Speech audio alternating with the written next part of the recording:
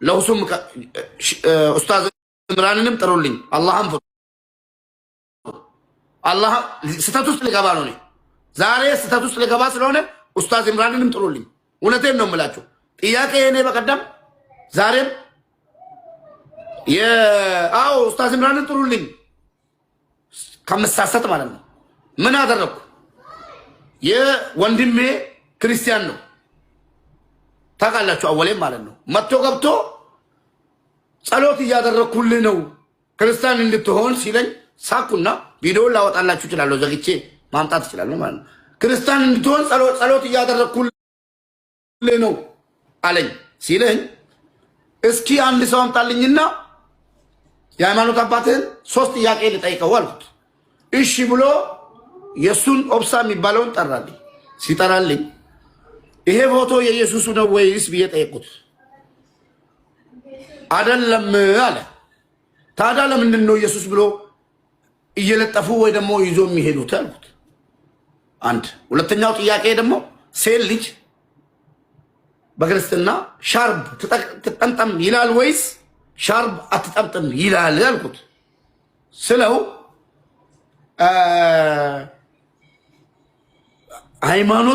ሃይማኖታችን መልስ በቃ በተገቢ አልተመለሰልኝም። ለምን አልክ ሲለኝ ቸርች ሲሄዱ አያቸዋለሁ ሻርብ ተጠምጥሞ ነው ቸርች የሚሄዱት።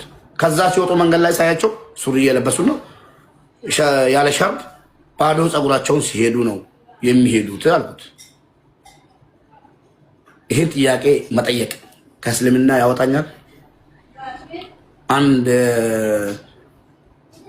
ሃይማኖትን ያየሁትን ነገር ታዘብኩትን ነገር እሱንም ደግሞ ገስቴ ላይ መጥቶ ጸሎት እያደረግልን ነው እስልምና ያወጣኛል? ይሄ ኦብሳ የሚባለውን ነው ጠይቁት። ከእስልምና ወጥቷል አሉኝ። ማን?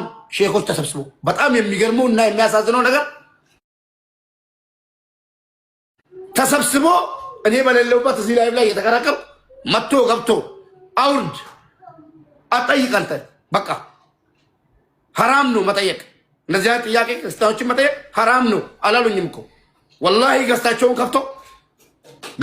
ከፍቶ እየዘለፉኝና ስሜን እየጠሩ ሪከርድ ተደርጎ ተላከልኝ። ጎዳና ላይ የሚያስወጣ ምክንያት አዲስ አበባ ላይ በአሁኑ ሰዓት የለም። ከነኚህ ምገባ ማዕከላቶች ውስጥ ወደ አንዱ ጎራ ብሎ ትኩስ ንጹህ ምግብ፣ የተመጣጠነ ምግብ መመገብ የሚቻልበት ከተማ ሆኗል። አዳነችዬ የኔ እናት፣ የኔ ጀግና፣ የኔ ዳግማዊ ጣይቱ፣ እስኪ ሎኬሽን ላኪልኝ ሄጄ ልብላ። የት ነው ያለው? ምሳል በለው ምሰሞንም ዘመን እየሰማሽ ነው። አዱዬ የኔ ጣይቱ ታይ ሀብታም አግቢ እንዳይለፍልን። ታይ ናቲና ሚኪ አያዋጡሽም። ታይ ገመቹ ነው የሚያዋጣሽ። ታይ ከእድሜው ጋር ተራመጂ፣ ከጊዜው ጋር ተራመጂ። ታይ አንቺ ደደብ ታይ ለፍልን። ሲጀምር የናቲ አጋንንት አውሮሻል። አንቺ ጸበል ነው የሚያስፈልግሽ። ጋይስ መቼም እኔ ያየሁትን እናንተ አይታችሁታል አይደል? የውሻውን ልደት ማለቴ ነው።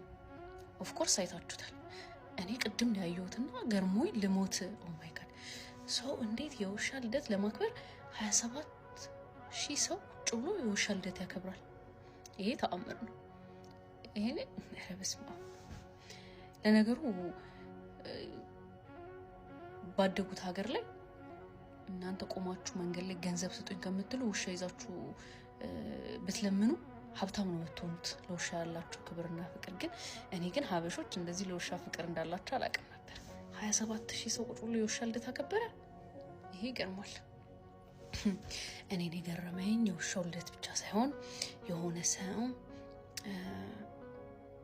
ምሎ ተገዝቶ መጀመሪያ ተሳርቦ ነበር ሄዶ ከዛ ምሎ ተገዝቶ ሁለተኛ አይነን ያሳየኝ ምናምን ከታረኩኝ እንደዚህ ብሎ የተሳደበ የነበረ ሰው ከዛ በኋላ ባለቤቱን ተሳድቦ ውሻውን እንኳን አደረሰ ሲል በጣም ገርሞኝ ነበር።